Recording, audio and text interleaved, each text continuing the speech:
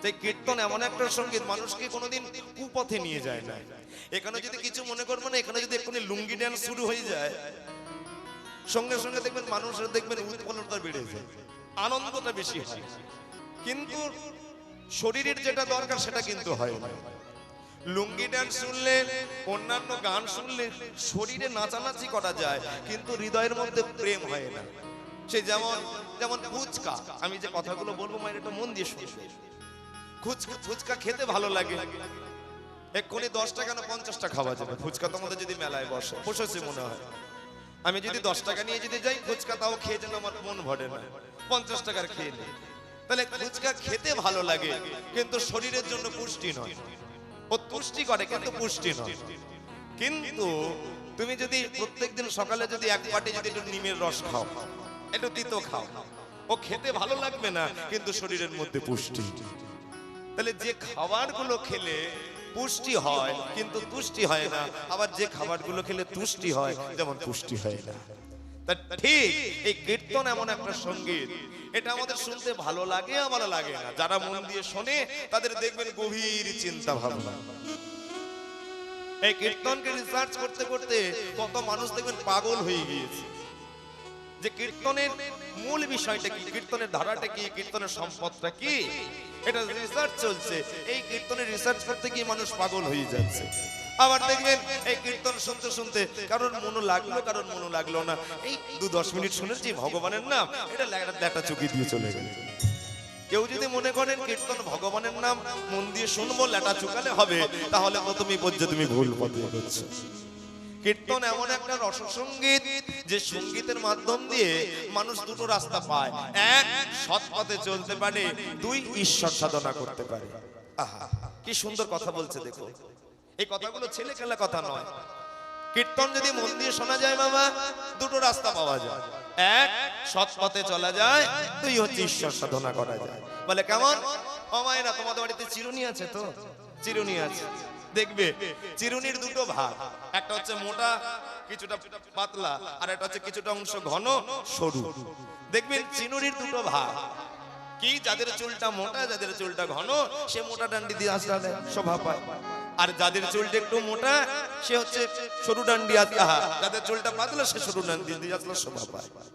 তাহলে দেখুন, একটা চিরুনির দুটো ভাগ, দুটো কাজ, কিন্তু মানুষ্য কুলে জন্মগ্রহণ করে আমাদেরও দুটো কাজ। বলছে তুমি সব করো, তুমি সংসার করো, তুমি স্ত্রী পুত্র ভগিনী ভ্রাতা শালক শালিকা এদের নিয়ে জীবন যাপন করো, কিন্তু নিজেকে কোনোদিন সংসেজো না। তুমি সব করো, স্বামীকে নিয়ে আনন্দ করো, স্ত্রীকে নিয়ে আনন্দ করো, পুত্রকে নিয়ে আনন্দ করো, পত্নীকে নিয়ে আনন্দ করো, আত্মীয় স্বজন ভগিনী ভ্রাতা সবাইকে নিয়ে আনন্দ করো, কিন্তু সংসেজো না। বলে কেন? অমায়রা, তোমাদের রান্নার স্বাদের জন্য একটা পাতা ব্যবহার করো, সেই পাতাটার নাম কি জানো? রান্নার স্বাদটাকে আরো তীব্র করবার জন্য একটা পাতা ব্যবহার করো, সেই পাতাটার নাম কি? তেজপাতা। তাই তো? দেখবেন নুন দিলে, হলুদ দিলে, মশলা দিলে, তারপর তেজপাতাটা দিলে। একটা কথা চিন্তা করুন মায়েরা, ওই তেজপাতাটা কি সবার সঙ্গে মিশে যায়? বলো, নুন হলুদ সবার সঙ্গে কি মিশে যায় তেজপাতাটা? তাহলে তেজপাতাটা কি হয়? রান্না করার পর যখন রান্নাটা যখন নামানো হয়, সবাইকে যখন প্রসাদ পরিবেশন করা হয়, দেখবেন ওই তেজপাতাটা ফেলে দেওয়া হয়। বলে তেজপাতা তোমাকে জগতে শিক্ষা দিয়ে দিল, বলে শোনো, আমি তেজপাতা হয়ে জন্মগ্রহণ করে আমি যেমন নিজেকে গুলাই না, ঠিক তুমি সংসার ধর্মে জন্মগ্রহণ করে সংসারে তুমি এসে তুমি কারোর সঙ্গে গুলিও না। তোমার একটাই রাস্তা, সেটা হচ্ছে ভগবানের চরণ চিন্তা করা। প্রেম সে বলো নিতাই গৌর প্রেমানন্দে হরি হরি। তাই মাইনা, কীর্তনটা ডেফিনেটলি কোনো নাচানাচির বিষয় নয়, কীর্তনটা হচ্ছে বৈষ্ণব পদাবলীর বিষয়। তাই আজকের মহাপ্রভু সুরধ্বনি গঙ্গায়, তাই সুরধ্বনি গঙ্গায় আজকে সমস্ত ভক্তগণকে সঙ্গে একত্রিত করে মহাপ্রভু কি করছে? বিনোদ খেলা খেলছে। ওই দেখো, ভালো করে লক্ষ্য করো, খেলো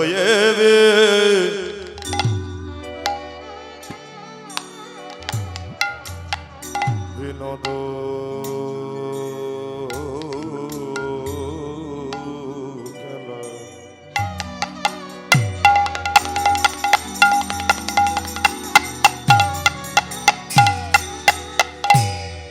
প্রাণে গোরা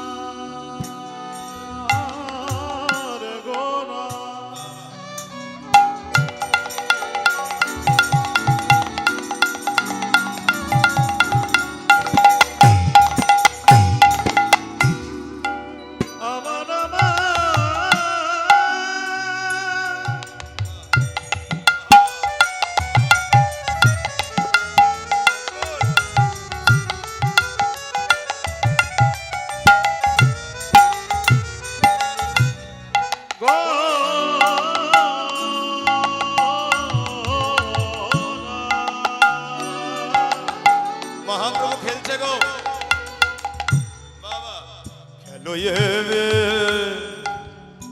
নদ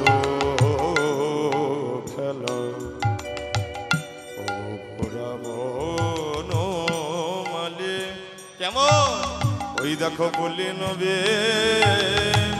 হারো করে আজ ভগত মন ডলে মন্ডলে আগো বলি নবে হারো করে ভগত মণ্ডলে আগো বলি নবে হারো করে আজ ভগত মন ডলে মন্ডলে আগো বলি নেবে হারো করে ভগত মণ্ডলে প্রভু খেলে হরে নামের খেলা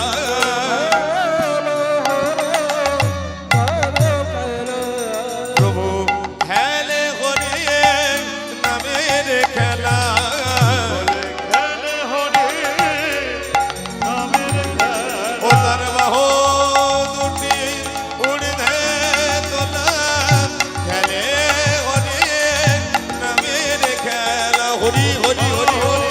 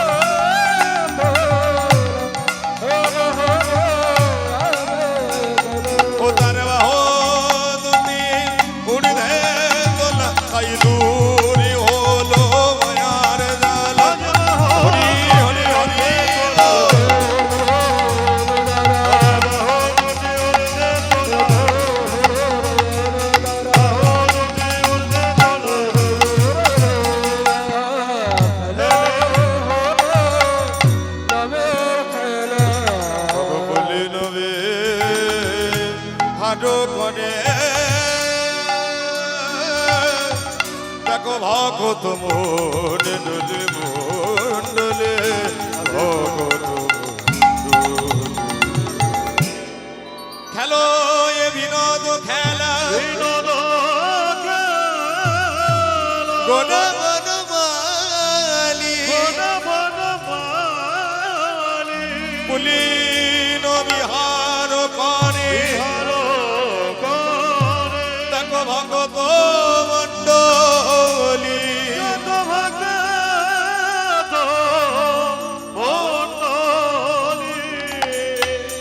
মহাপ্রভু খেলছে মায়েরা মহাপ্রভু খেলছে তবে খেলাটা কেমন জানো মা এটা কোনো হাডুডু খেলা নয় কোনো ক্রিকেট খেলা নয় এটা ভক্ত আর ভগবানের খেলা এই খেলায় একজন হারে না কেউ জেতে না সবাই সমান এই খেলা যে একবার মন দিয়ে দেখেছে সেই তো জানে আহা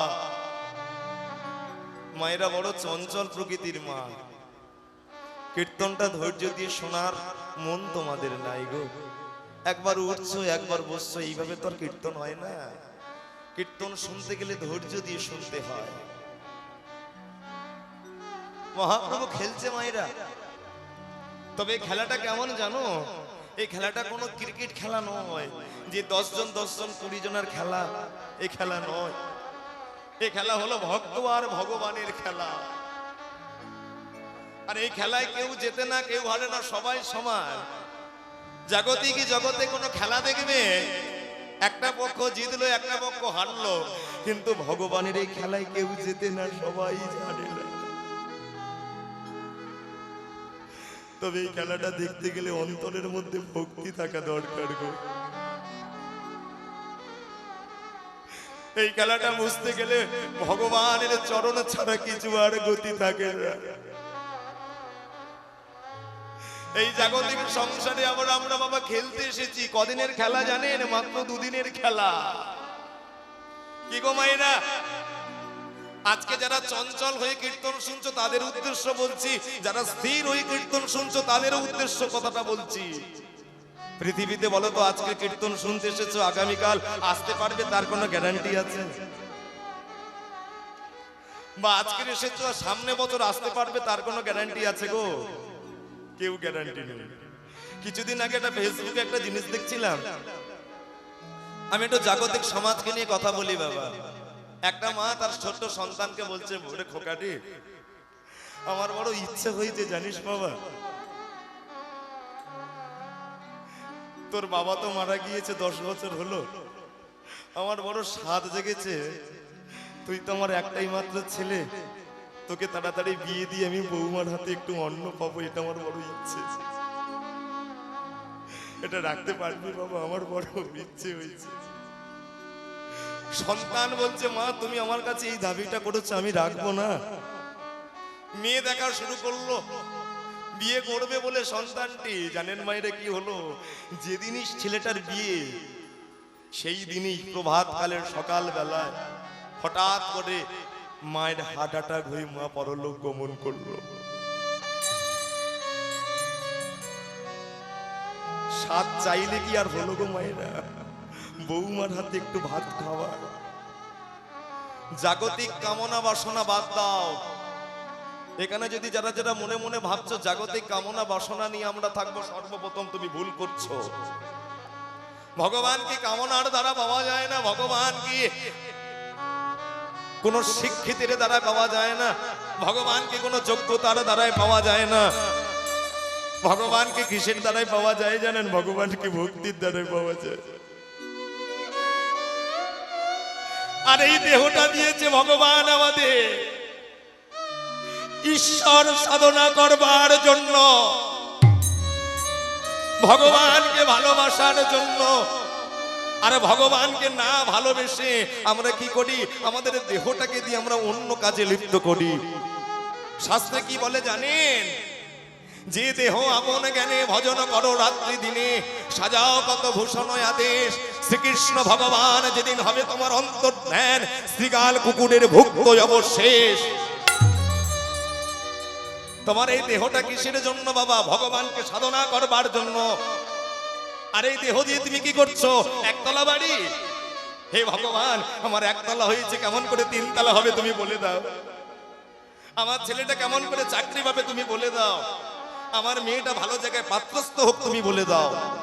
তাহলে শুধু দাও দাও দাও, ভগবানের কাছে শুধু গিয়ে বলি ঠাকুর দাও, গাড়ি দাও, বাড়ি দাও, বিষয় দাও, বস্তু দাও, সম্পদ দাও, অট্টালিকা দাও। কিন্তু ভগবানের কাছে গিয়ে বলেছো দয়াময় তুমি কিছু নাও? কেউ বলি না। তাই এই ভগবানের যে খেলাটা খেলছে, এই খেলাটায় কেউ জেতে না, কেউ হারে না। যদি তাই না হতো, একবার নবদ্বীপে দেখুন মহাপ্রভুর এই ভাব দর্শন করে আজকের কি হয়েছে জানেন মাইরা? নদী আর নাগরিকগণ সব পাগল হয়ে গিয়েছে। আর পাগল হয়ে যাওয়ার পর মহাপ্রভুর এই ভাব দর্শন করে আজকে সবাই দেখো কিভাবে আসলো, কেমন ভাবে। কত পিতা ধরে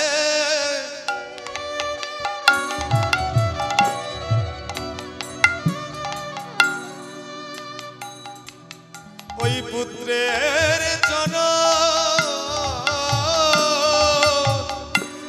ধরে বাইরা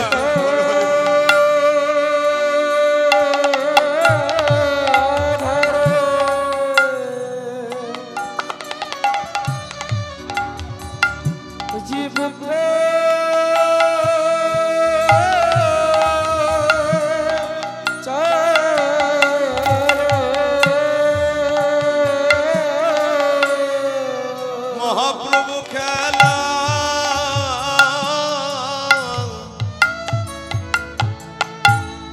কত পিতা ধরে।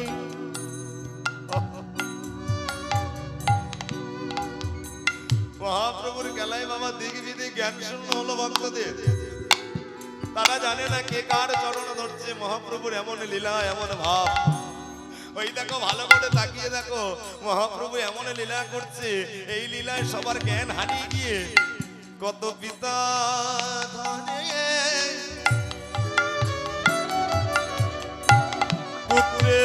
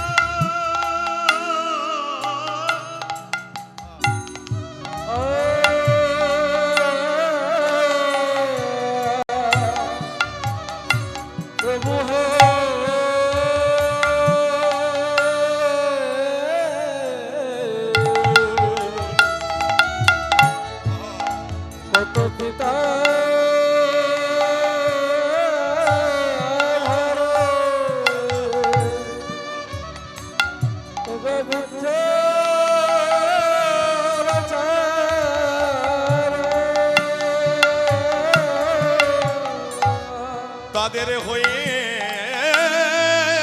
সব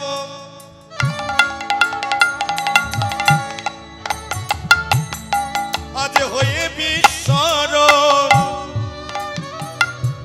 কত পিতা ধরে পুত্রের চরণ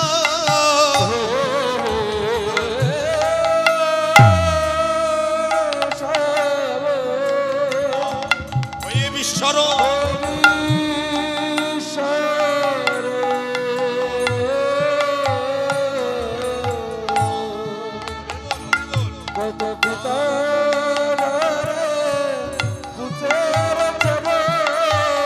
তাদের অধিকি বিধি আজ হয়ে বিস্মরণ হাগুর গোর গৌর বলে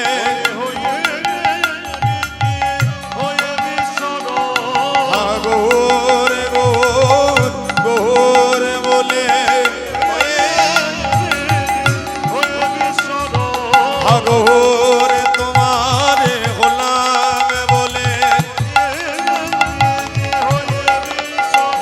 হাগুর তোমার গোলাম বলে একবার হরি হরি হরি বলে হরি হরি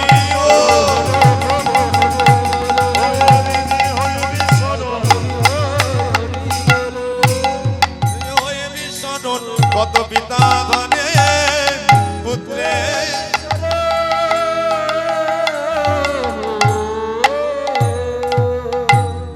এইভাবে বাবা মহাপ্রভু আজকের খেলা খেলছে আস্তে আর এই মহাপ্রভুর খেলাটি যারা যারা নদিয়ার ভক্ত যারা যারা দেখছে তারা ধন্য হয়ে উঠছে আমায়রা ভগবানের নাম শুনবার জন্য দেখবেন 2 মিনিট ধৈর্য ধরে না এখন 2025 সালে তো দাঁড়িয়ে আমরা দেখছি তো সবার হাতে স্মার্টফোন আবার 4G থেকে কোম্পানি এখন 5G করে দিয়েছে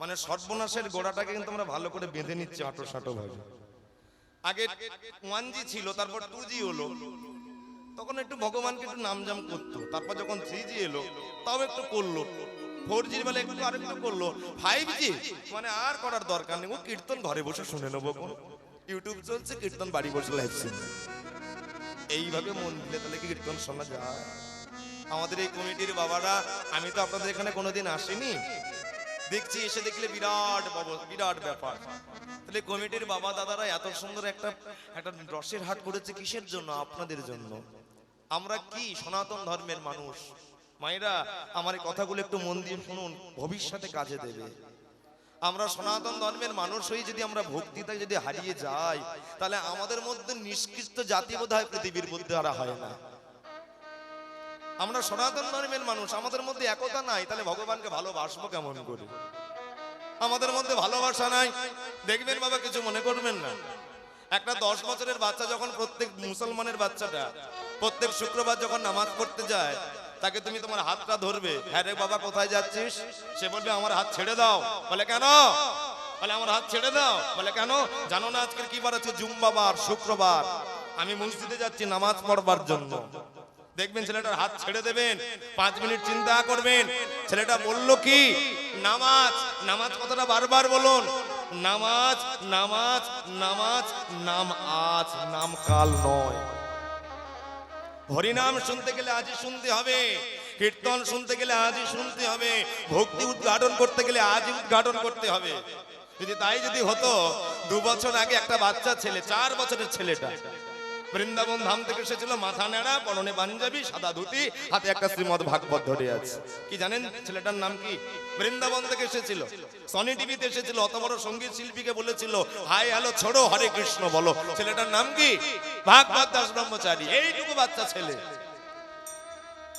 সে ভাগবত ছাড়া কিছু জানে না আর আমার বাড়ি 4 বছরের বাচ্চাটা মোবাইল ছাড়া কিছু জানে না আমি যা কথাগুলো বলবো কথা কাটতে পারবেন না সে 4 বছরের ছেলে ভাগবত ছাড়া কিছু জানে না আর আমাদের বাড়ি 5 বছরের ছেলে মেয়েগুলো তারা মোবাইল ছাড়া কার্টুন ছাড়া কিছু বোঝে না তাই 4 বছরের বাচ্চাটা কি বলেছিল অত বড় সঙ্গীত শিল্পীকে, হাই হ্যালো ছড়ো, হরে কৃষ্ণ বলো। কিন্তু দেখুন তার বাবা মা তাকে কত তালিম দিয়েছে। 4 বছরের বাচ্চাটা কৃষ্ণ বলে, কিন্তু একবার চিন্তা করুন 80 বছরের বুড়োটা চায়ের দোকানে বসে বসে তাস খেলে, তার এখনো চৈতন্য হয়নি, তার এখনো জ্ঞান হয়নি, তারও চৈতন্য হয়নি। সে জানে পৃথিবীতে আমি অনেক দিন বাঁচবো। আরে বাবা, রাজা পরীক্ষিত সেও জানতো যে 7টা দিন পর আমার মৃত্যু হবে। রাজা পরীক্ষিত জানতো 7টা দিন পর আমার মৃত্যু হবে। তুমি কতদিন বাঁচবে তোমার গ্যারান্টি কে নেবে? তাই মায়ের একটা কথা সবসময়ের জন্য মাথায় রাখবেন, এখানে কীর্তন শুনতে এসেছেন, শুধু কীর্তন শুনবো না, কীর্তন শুনে বাড়ি চলে গেলাম তা নয়, নিজেকে কতটা তৈরি করলাম।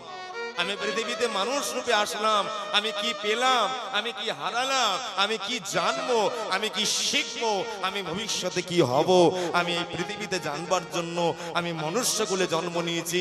আর মনুষ্যকুলে জন্ম নেওয়ার পর কীর্তন শুনতে এসেছি কেন? ভগবানের নাম শুনে নিতাই গৌর হরি বল বলে যেন আমার জীবনটা যেন ধৌত করে দিতে পারি। এই চিন্তা, এই মনোভাব সারা জীবন রাখবেন, দেখবেন জীবন অনেক উন্নত হয়ে যাবে, অনেক উন্নত হয়ে যাবে। তাই যদি না হতো বাবা, একবার ভালো করে দেখুন, শাল গাছ চন্দন গাছে দেখো ভাই কিছু প্রভেদ আছে। একই মাটিতে জন্ম কিন্তু গন্ধ দুই রকম।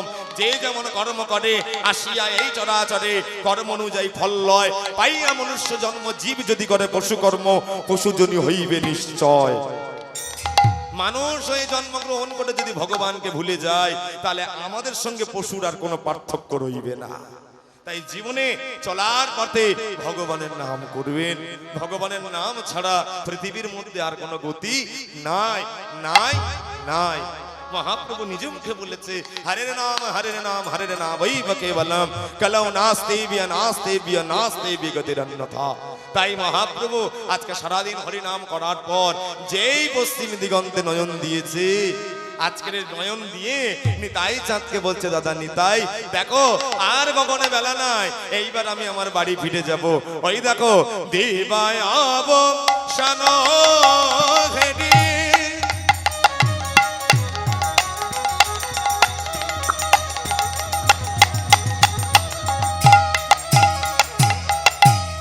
প্রভু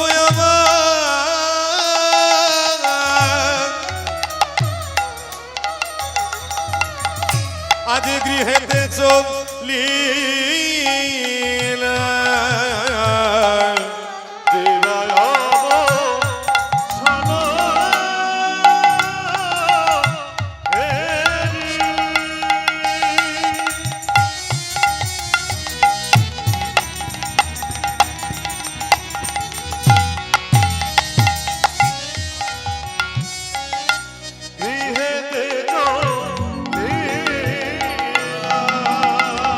তাই জননী চরণে আসি প্রণাম করিলাম, জননী চরণে আসি প্রণাম করিলাম। তাই জননী এই ওখানে কি হলো রে? ওই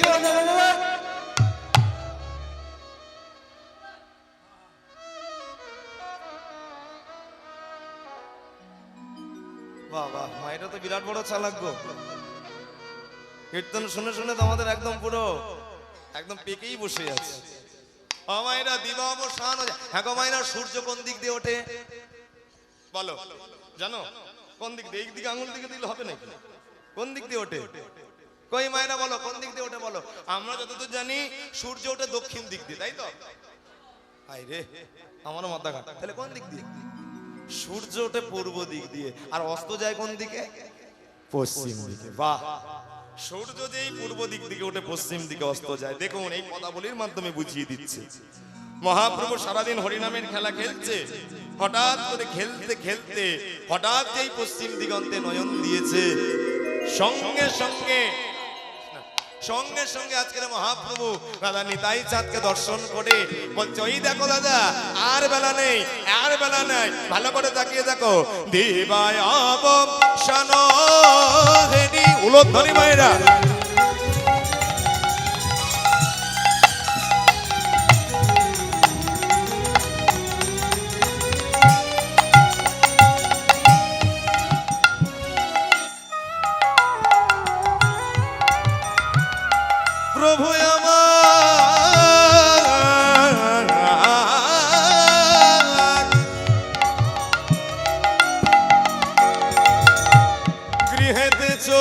লীলা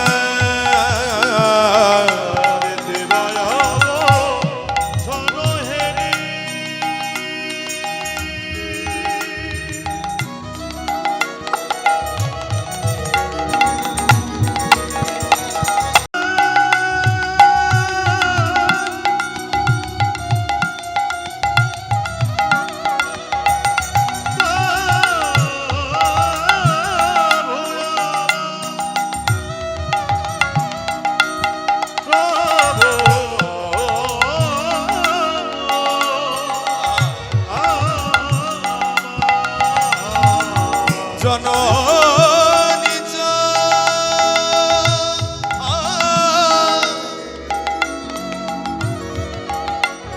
চরণে আসি প্রণাম করে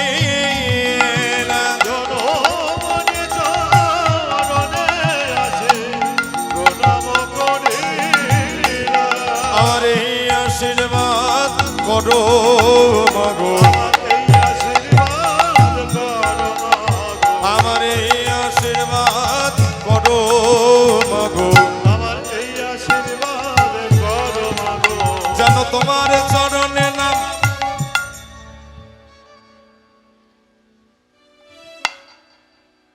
আস্তে আস্তে আস্তে মহাপ্রভু যখন অদূর থেকে আসছে নদিয়ার নাগরিকগণ বলছে ওই দেখো আমার নিমাই আসছে সচিমা বলছে ওই দেখ আমার নিমাই আসছে বলে হাজার মানুষ থাকুক না কেন আমার নিমাই যা লম্বা না আমার নিমাই থেকে কেউ লম্বা হতে পারে না আর মহাপ্রভু সচিমায়ের চরণে প্রণাম করে মাকে বলছে মাগো তুমি আমায় কি করবে জানো আমায় এই আশীর্বাদ করো মাগো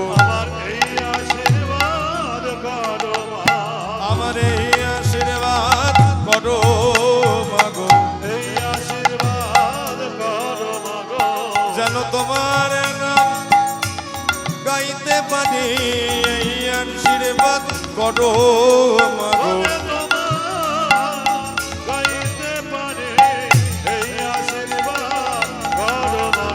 শুধু তোমার নামে নয় আর কার নাম যেন হরি নাম আমি করতে পারি এই আশীর্বাদ করো মাগো এই আশীর্বাদ ওই দেখো ধুলাই ধূসরয়ঙ্গ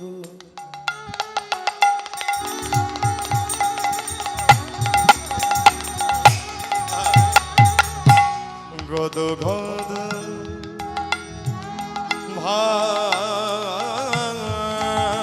ভাস ধুলায় ধূসরয়ঙ্গ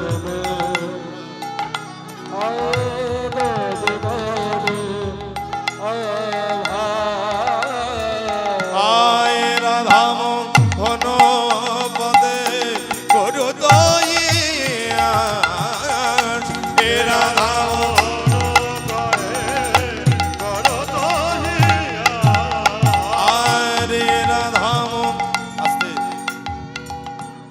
এত সুন্দর যে পদাবলীটা শুনলেন মায়েরা একটা কথা জেনে রাখুন কীর্তন যদি শুনতে হয় বৈষ্ণব পদাবলী যুক্ত কীর্তন শুনবেন আপনারা তো মুর্শিদাবাদ জেলার মানুষ এটা এটা আপনারা যদি একটু রিসার্চ করেন একটু যদি পড়াশোনা করেন একটু যদি পড়াশোনা করেন একটু যদি রিসার্চ করেন কীর্তনের বেশি প্রচার কোন কি জেলায় এটা একদম দেখবেন একদম যারা পড়াশোনা করে যারা এইসব বিষয় নিয়ে যারা খোঁজ খবর রাখে তাদেরকে জিজ্ঞেস করবে কীর্তন বেশি বিখ্যাত সব থেকে দুটো জেলা একটা হচ্ছে বীরভূম জেলা আর দুই হচ্ছে মুর্শিদাবাদ জেলা এটা তোমাদের জায়গায় এসে তোমাদের জায়গার নামে আমি বাড়িয়ে বাড়িয়ে বলছি যারা দেখবেন একটু কীর্তন সম্পর্কে যারা একটু পড়াশোনা করে যারা কীর্তন সম্পর্কে যারা ঘুরে বেড়ায় কীর্তন গান শোনে তাদেরকে জিজ্ঞেস করবে কীর্তনের প্রভাব বেশি হচ্ছে দুটো জেলায় এক হচ্ছে বীরভূম জেলায় দুই হচ্ছে মুর্শিদাবাদ জেলায়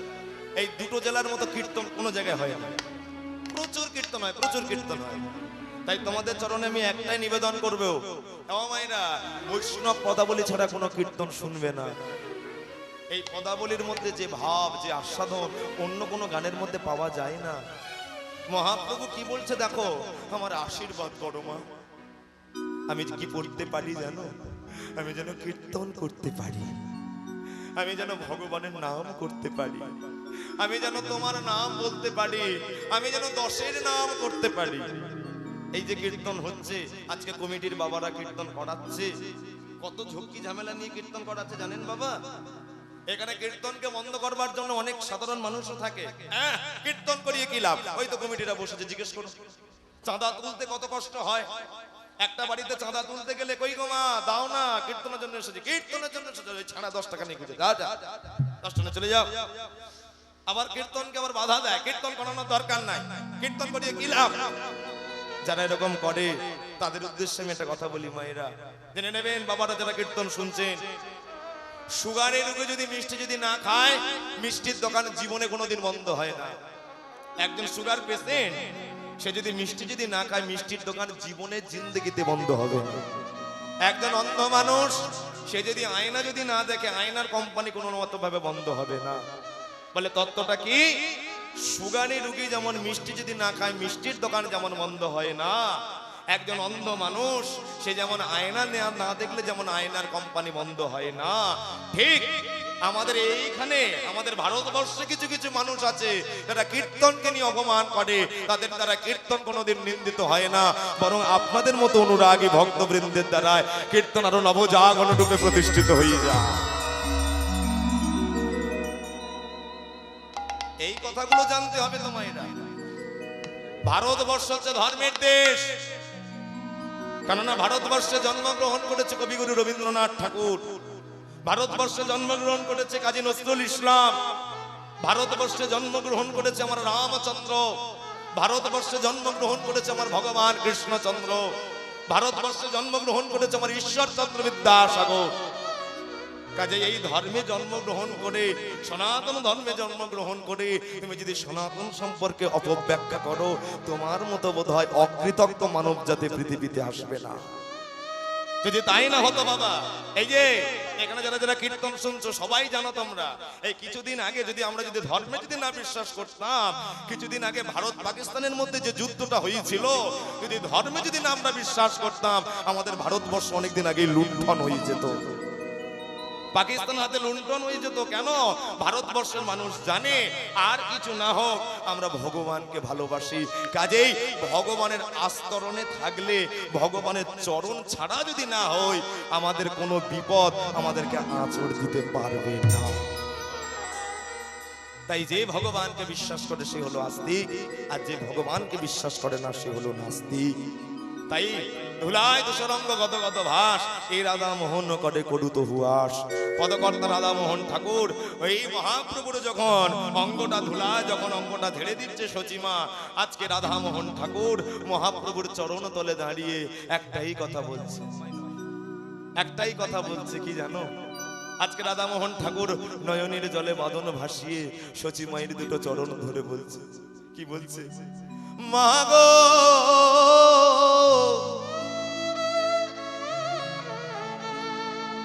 আমি হলাম অকৃত, আমি হলাম অধম, সারা অঙ্গে মহাপ্রভুর ধুলা লেগেছে, নদিয়া নবদ্বীপে কত লীলা ঘটেছে, কোন ভক্তের দুটো চরণ ধুলা নিয়ে গড়াগড়ি দিয়েছে, কোন ভক্তের চরণ ধুলাই নিজেকে স্নান করেছে। তাই মহাপ্রভুর গঙ্গে যে ধুলা গো, ওগো জাতা ধুলা না, ওগো বৈষ্ণবের পদ রজ ধুলা। তাই মা তুমি ওই ধুলাটাকে জাতা ভাবে ছেড়ে ফেলো না, আমি মাথা পেতে দাঁড়িয়ে রইলাম, যদি দিতেই যদি হয় ওই চরণের ধুলো,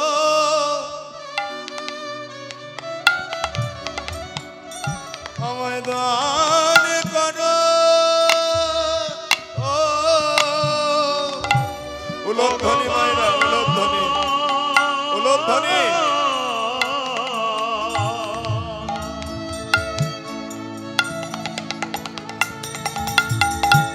বলে চরণ ধুলা,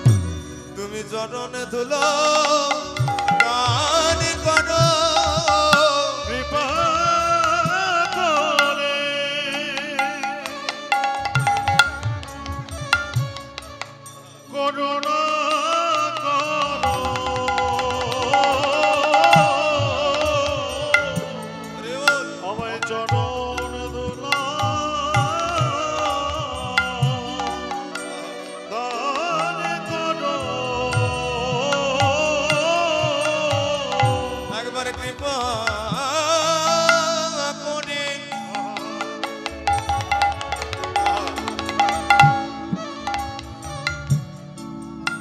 বড় অকৃত মানব জন্ম পেয়েছে মাগো 84 লক্ষে জন্মের মধ্যে মাত্র 4 লক্ষ মানব জন্ম পেলাম হয়তো ভাই এমন ঘরে জন্ম নিলাম সে ঘরে হরি নাম পছন্দ করে না হয়তো ভাই এমন পরিবারে জন্ম নিলাম যে পরিবার কীর্তন শুনতে দেয় না হয়তো ভাই এমন দেশে জন্ম নিলাম যে দেশে হরি নামে এখনো যায়নি অনেকে ভাগ্যের ফলে এমন সোনার নদিয়া নবদ্বীপে জন্ম নিয়ে আরে যদি গৌড়ের যদি নাম করতে পারি তাহলে আমার মতো অধম কে ভাই আছে বলাই বলে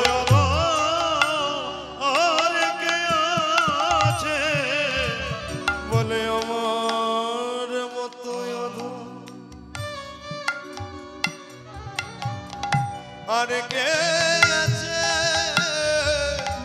বলে আমার মতো আর কে আছে আমি ওই চরণে আমি না সপিন বলে আমার মতো অধম আর কে আছে আমি ওই চরণে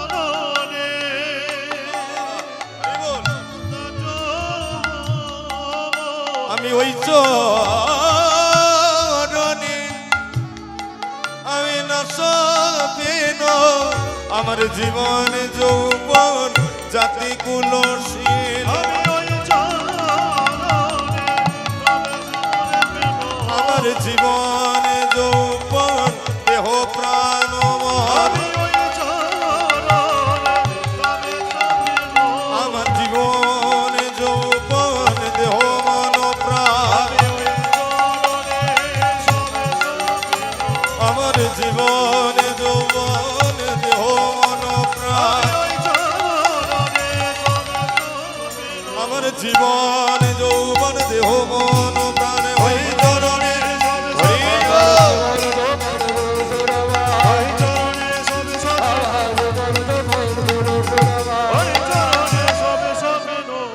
আমার মতো আর কে আছে তলাই ধুলায় ধূসর অঙ্গ গদ গদ ভাস গদ গদ